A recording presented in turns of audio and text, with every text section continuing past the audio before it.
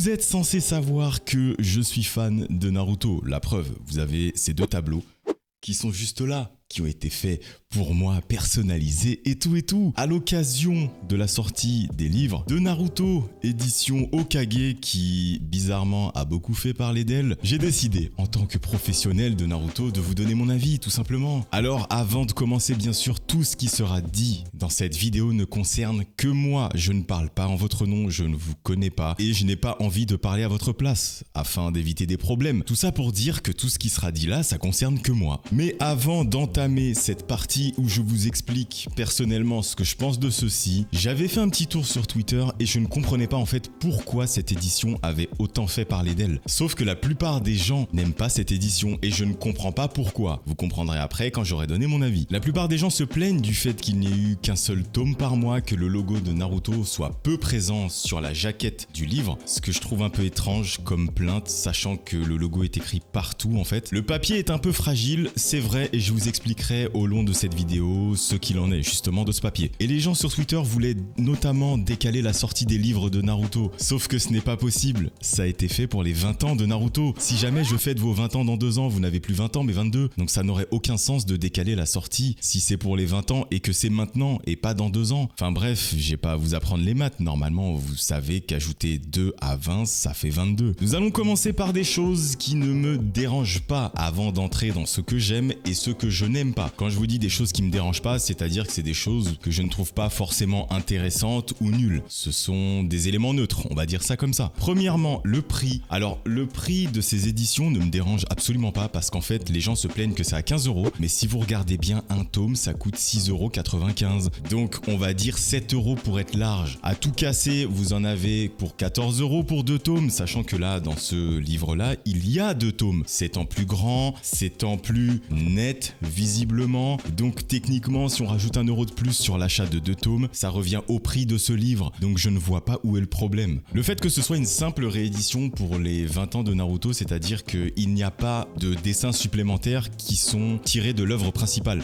C'est-à-dire que tout ce qu'il y a dans les livres sont uniquement l'œuvre principale. Ça n'a pas été modifié, ça n'a pas été réédité. Il n'y a rien de plus que ce que vous avez déjà dans les livres de base. Là, je pense que ça en dégoûte plus d'un de vous dire que vous n'avez rien de plus que ce que vous aviez de base. Attendez, la vidéo n'est pas finie. Le fait que ce soit un concept périodique qui s'étale sur 3 ans, oui, j'ai dit 3 ans. Parce qu'en fait, le truc, c'est que nous aurons un tome tous les mois. Et du coup, le fait d'avoir les 36, ça peut prendre un peu de temps. Surtout qu'au final, nous aurons une fresque, dont je parlerai juste après aussi. La couverture, que vous voyez juste là, ne contient pas forcément le logo que nous avons dans les livres de base. Ce qui ne me dérange absolument pas. Car c'est écrit Naruto ici. Je vais le mettre à l'endroit, ce serait peut-être mieux. C'est écrit Naruto juste ici. C'est écrit à l'intérieur. Et c'est écrit également ici, donc je ne sais vraiment pas ce qui dérange les gens dans le fait que le logo ne soit pas présent sur la première page du livre. Un autre problème qui a dérangé les gens mais qui ne me dérange absolument pas, c'est qu'en fait nous avons la couverture du tome original de Naruto. En fait je me dis l'histoire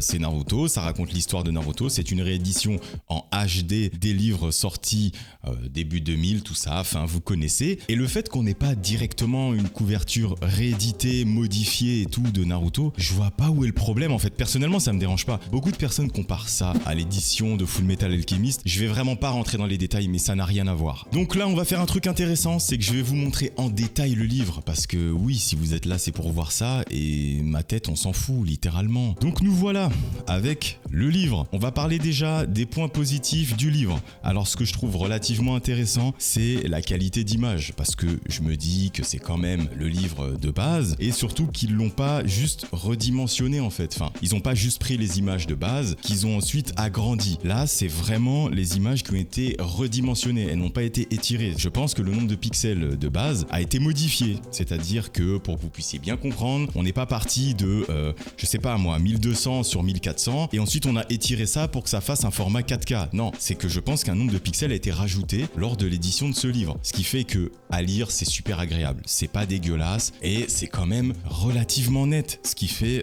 vraiment plaisir. Ensuite, nous avons la première partie en fait de la fresque. Là, on voit, de toute façon, il y a écrit 01.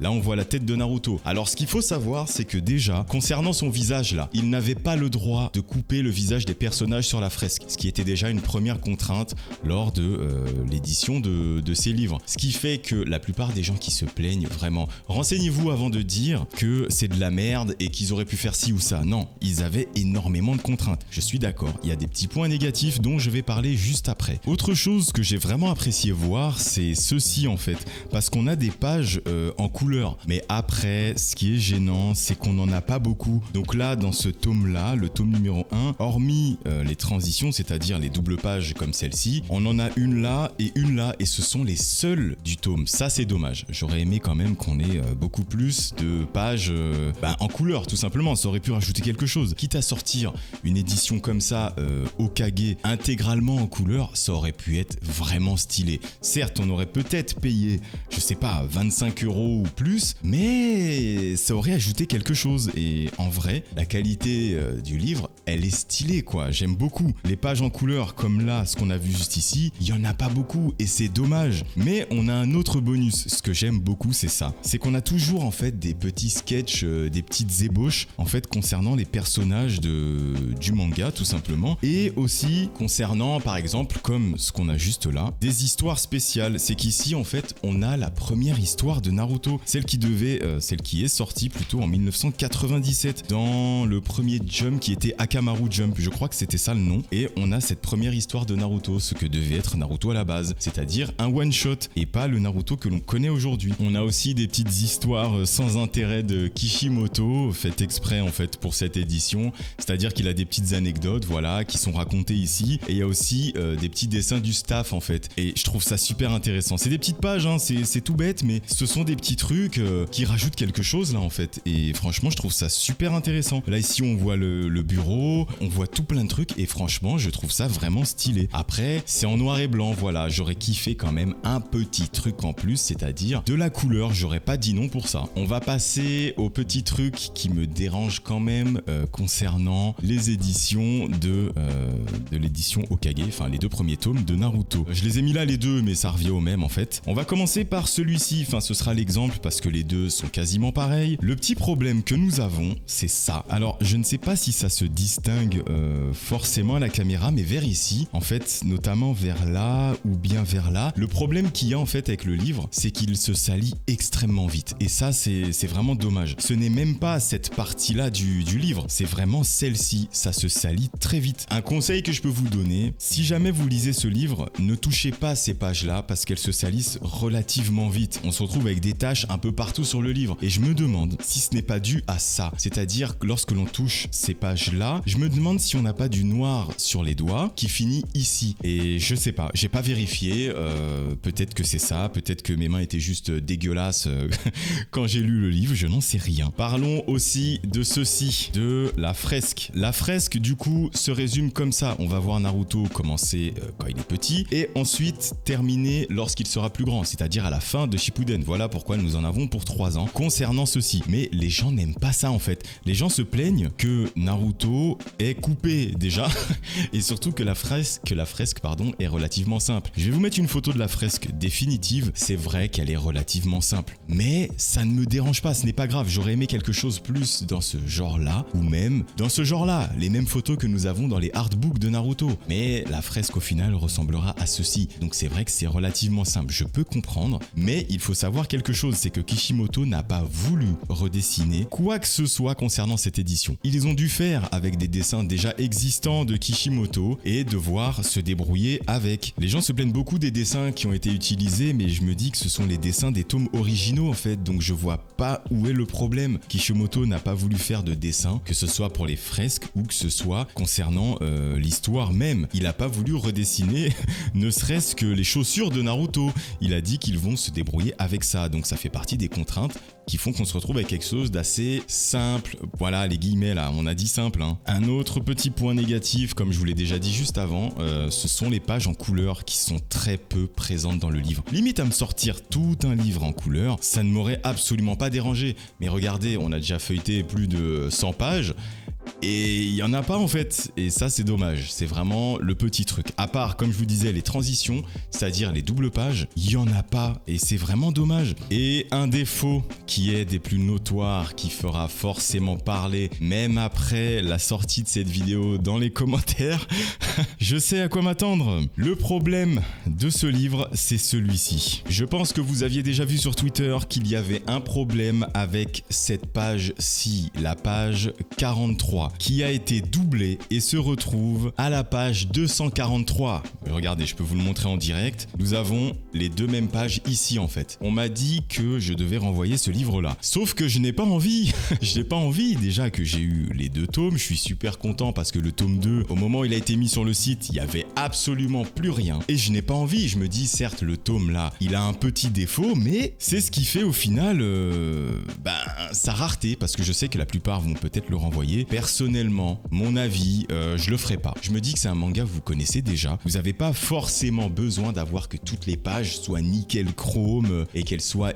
ultra identiques au manga de base. Je sais que vous allez me dire que oui, de base, Naruto, y a pas ces erreurs-là. Oui, ok, je suis d'accord. Vu le prix, 15 €, bon, pour la plupart, 15 € c'est chiant, mais moi je trouve que ça va. Vous allez me dire que le prix, c'est un peu cher pour ce que c'est, mais je trouve qu'on a des petits sketchs, on a des petits trucs comme ça, et je trouve ça trop intéressant, donc je me dis, avoir une page qui est doublée, ça change rien quoi. Comme je vous l'ai dit juste avant, je ne pense pas que cette édition soit si dégueulasse que ça. Pour moi, ce genre de livre s'adresse surtout aux fans. J'aimerais bien avoir votre avis, n'hésitez pas à le mettre dans les commentaires, je lis tous les commentaires, et si je peux en parler avec vous concernant les points positifs et négatifs de cette édition, ça m'enchanterait plus qu'autre chose, histoire que je puisse avoir le point de vue de quelqu'un qui n'est pas forcément fan. Je vous dis que ça s'adresse aux fans parce que si on regarde la totalité de l'édition, pour ce que c'est, et je tiens à le préciser, c'est en fin de vidéo, c'est chiant, je ne suis pas partenaire avec Kana, je n'ai aucun lien avec eux. Si jamais vous voyez cette vidéo, vous pouvez me contacter, hein, ce serait pas mal, ouais. Mais je n'ai aucun lien avec eux, c'est-à-dire que je ne suis pas payé pour vous dire que oui, c'est bien, c'est cool, c'est stylé. Non, ce que j'ai vu dans cette édition, certaines choses m'ont plu, comme les pages en couleur, les petits sketchs que nous avons, les histoires de Kishimoto, les points négatifs, dont un que j'ai oublié de vous parler, ce sont les pages bizarrement transparentes. Je ne sais pas d'où vient ce petit problème, et quand je vous dis page transparente, c'est le fait que nous voyons littéralement à travers les pages. Je ne sais pas pourquoi ça a été édité comme ça, mais c'est le cas. Je vous ai sûrement mis une image à l'écran, histoire que vous puissiez voir de quoi je parle. Donc globalement, cette édition s'adresse surtout aux fans et pas forcément aux gens qui veulent découvrir Naruto. Ceux qui veulent découvrir Naruto, si jamais vous n'avez pas forcément envie d'acheter des tomes à 15 €, sachant que les premiers tomes maintenant de Naruto sont quasiment à 3 €, je me dis ce serait peut-être mieux pour vous de vous orienter vers ceci. Cette édition vous parlera pas forcément parce que vous allez vous dire il y a tout plein de trucs que je connais absolument pas, notamment Kishimoto, son bureau, le one shot de Naruto, le staff ou même les sketchs des personnages avant qu'on les voit dans le manga. Si jamais vous lisez tout ceci, vous allez vous dire ouais ok, ça m'apporte quoi dans l'histoire? C'est du plus, c'est vrai pour les fans hardcore comme moi, mais pour ceux qui souhaitent découvrir, c'est pas forcément intéressant. Après, tout ceci ne regarde que moi, c'est comme les goûts et les couleurs, la plupart d'entre vous m'avaient envoyé des vidéos d'autres personnes en parlant, en me disant que ils disent de la parce qu'ils sont pas d'accord, et certains me disaient que eux ils disent de la parce qu'ils sont d'accord. Chacun a son avis. Comme j'ai l'habitude de vous dire, un avis, c'est comme un trou de...